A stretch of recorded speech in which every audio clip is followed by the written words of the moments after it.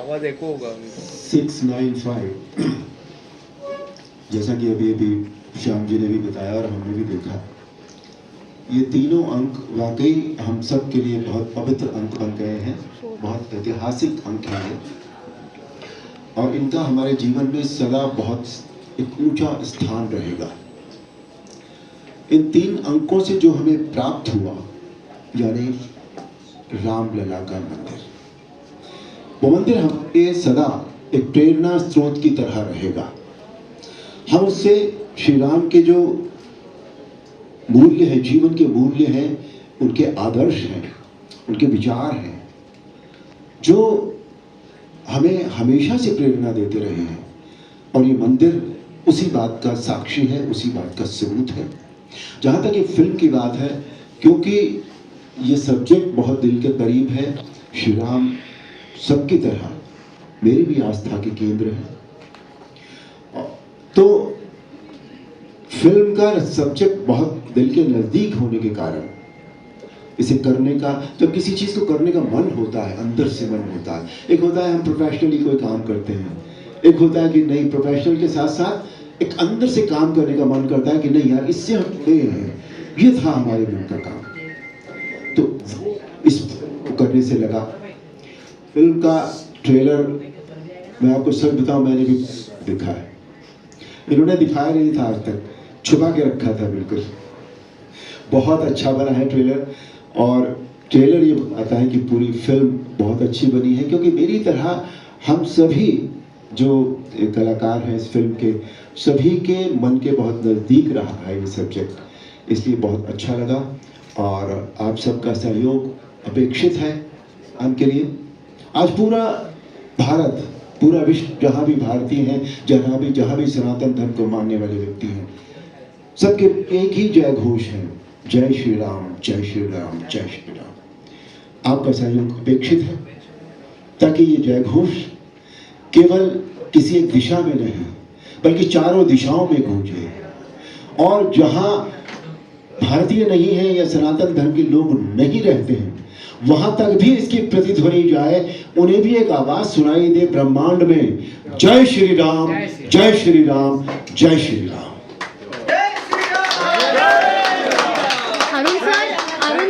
अरुण जी आपसे जानना चाहती हूँ, रूना फ्रॉम वेब इंडिया, जब ये वाला रोल आप बहुत समय पहले जब आप निभाते हैं, अभी भी उतना ही प्यार उतना ही सम्मान आपको मिलता है, उस समय इतनी जनजागृति नहीं थी इस विषय को लेकर, कभी उस समय कभी आपने सोचा था कि ऐसा भी समय आ सकता है कलाकार के तौर पर भी, और आप तो खैर भगवान राम का रूप ही बन गए हैं। नहीं, ये जो आप इस बात को ठीक कह रही हैं कि ये जो एक जन जागृति हुई है, ये कभी भी ऐसा नहीं था, कभी भी ऐसा नहीं था कि ये नहीं थी और कभी भी ऐसा नहीं था कि ये इस तरह चरम पर थी, अपने उत्कर्ष पर थी। ये धीरे धीरे जन जागृति हुई है और ये हुआ है राम मंदिर के कारण बेसिकली, क्योंकि राम मंदिर की लड़ाई जो लड़ी है सब मिलकर, और इसके सबसे बड़े कर्णधार जो कहा जा सकता है, जिन्हें माना जा सकता है, जो हैं, इस सारे श्रेय का जो, इस सारे बात का जो श्रेय है वो हमारे पीएम श्री नरेंद्र मोदी को दिया जाना चाहिए। उन्होंने इस मंदिर को बनाने के लिए जो साथियों के साथ जो लड़ाई लड़ी है, जो उन्होंने जो विल पावर जो की है कि नहीं ये काम मुझे करना है, मैं इसे करके रहूंगा, उसकी वजह से ये सब काम हुआ है और धीरे धीरे जन जागृति होती चली गई। दूसरी बात, 2 साल पहले 2.5 साल पहले कोविड में रामायण का फिर से दिखाई गई और उस वक्त इसने वर्ल्ड रिकॉर्ड भी बनाया, तो वहां से भी ये बात दोबारा से शुरू हुई, लेकिन बेसिस का मंदिर है इस जन जागृति का टोटली। पहले कभी ये नहीं सोचा था कि इस तरह की फिल्में बनेगी, क्योंकि ये हुआ नहीं था इतने दिन से भी। जैसे पहला जो 6 तारीख जो है 695 का जो 6 है वो 1992 का है, उसके बाद 9 कब आया 1919 में, आप देखिए 19 और 28 27 साल बाद, तो 27 साल में उस तरह की जन जागृति नहीं थी लोगों के मन में, तो था सदा, ये कभी गया नहीं, लेकिन कोई ना कोई कभी कभी कहते हैं कि चिंगारी सुलगती रहती है, सुलगती रहती है, सुलगती रहती है, लेकिन कभी कभी वो जब आग बनती है, अब वो आग बनी लेकिन पॉजिटिव रूप में, निगेटिव आग नहीं बनी वो, ये पॉजिटिव आग है जो हमारे देश को हमारी संस्कृति से जिसने फिर से जोड़ दिया। कहते हैं कि जब संस्कृति हमारे जीवन से निकल जाती है तो हम धराशायी हो जाते हैं। जैसे एक पेड़ की जड़ और हमारी संस्कृति वो एक ही बात होती है। पेड़ की जड़ जब हिल जाती है तो पेड़ सूख जाता है। वही हमारी संस्कृति के साथ होता है। जब हम अपनी संस्कृति से अलग होने लगते हैं तो हम में कुछ नहीं रह जाता। हम एक बार फिर अपनी संस्कृति से जुड़े हैं और इस बार ऐसे जुड़े हैं कि हम कभी इससे अलग नहीं। सर एक प्रश्न है, राम का ज़माना पहले भी था, आज भी है और आगे भी रहेगा। जब आपका रामायण सीरियल आता था मैंने देखा लोग भगवान का फोटो लगा के सारे काम छोड़ के लोग बैठ जाया करते थे। वही सेम दौर आज भी चल रहा, मगर थोड़ा सा जन जागृति आया है और जो रोल आपने किया है, जो चरितार्थ किया आपने रोल ने, वो शायद दूसरा कोई नहीं कर सकता, ना कर पाया। उसके बारे में और आज के बारे में क्या कहना चाहेंगे? और रणभूमि का उद्घाटन भी होने वाला है, आप जा रहे हैं। देखिए, जो आपने सवाल पूछा है उसका जवाब तो आपने खुद ही दे दिया है। जी सर। उस समय भी यही होता था, आज भी यही है, लेकिन आज जन जागृति बहुत ज़्यादा है और बहुत अच्छी बात है।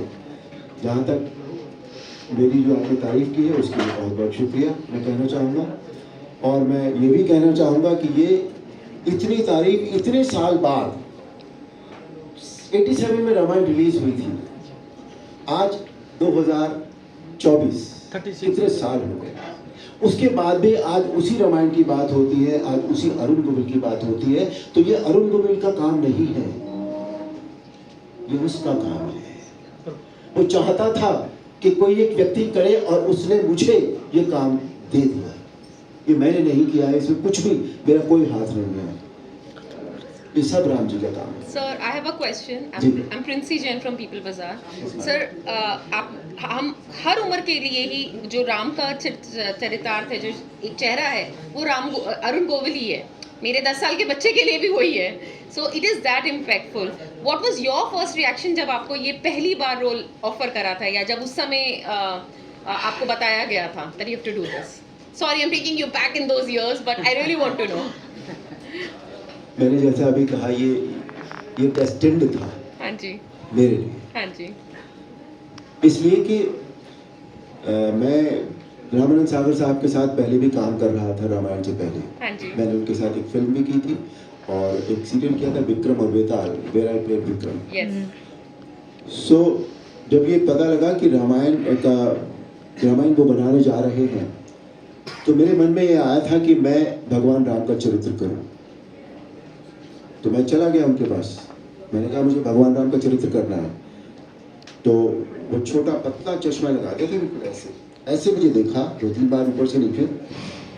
ठीक है, जब समय आएगा तब बताएंगे। समय आया, उन्होंने मेरा ऑडिशन लिया और मुझे आउटराइट रिजेक्ट कर दिया गया। आउटराइट मुझे ये कहा गया कि तुम भरत का रोल कर लो, लक्ष्मण का रोल कर लो, ये रोल भी बहुत अच्छे हैं, पर मेरे दिमाग में मैं रोल नहीं करना था मुझे रामायण में कोई भी। मुझे श्री राम का चरित्र करना था, जो मैंने उनसे कहा। क्या बात है। और मैंने ये भी कहा उनसे कि अगर मैं इस योग्य नहीं हूँ, आप मुझे इस योग्य नहीं पा रहे हैं तो ठीक है, मतलब कोई ज़रूरी थोड़ी है, कोई ज़बरदस्ती थोड़ी है। मैं अगर नहीं हूँ इस योग्य तो इट्स फाइन। तो बात खत्म हो गई वहाँ पर। कुछ महीने बीत गए, उन्होंने किसी और को, मैंने सुना था ऐसा कि सेलेक्ट भी कर लिया था, पर पता नहीं, मुझे नहीं पता क्या हुआ। एक दिन उन्होंने मुझे बुलाया, घर पर बुलाया और मुझसे कहा कि पंजाबी में उन्होंने कहा था, मैं उतनी अच्छी पंजाबी बोल नहीं पाता, फिर भी कोशिश करता हूँ कि अरुण, साड़ी जो कमेटी है वो डिसाइड की थी कि तेरे वर्गा राम नहीं मिलना। ओए होए। मैंने कहा sir thank you very much, मैं तो आपके पास यही अर्जी लेकर आया था, आपने मुझे वापस बुला लिया है, बहुत बहुत धन्यवाद। तो ये डेस्टिन्ड था बिल्कुल। उसके बाद जो भी कुछ हुआ है, अच्छा उस समय माइथोलॉजी में काम करना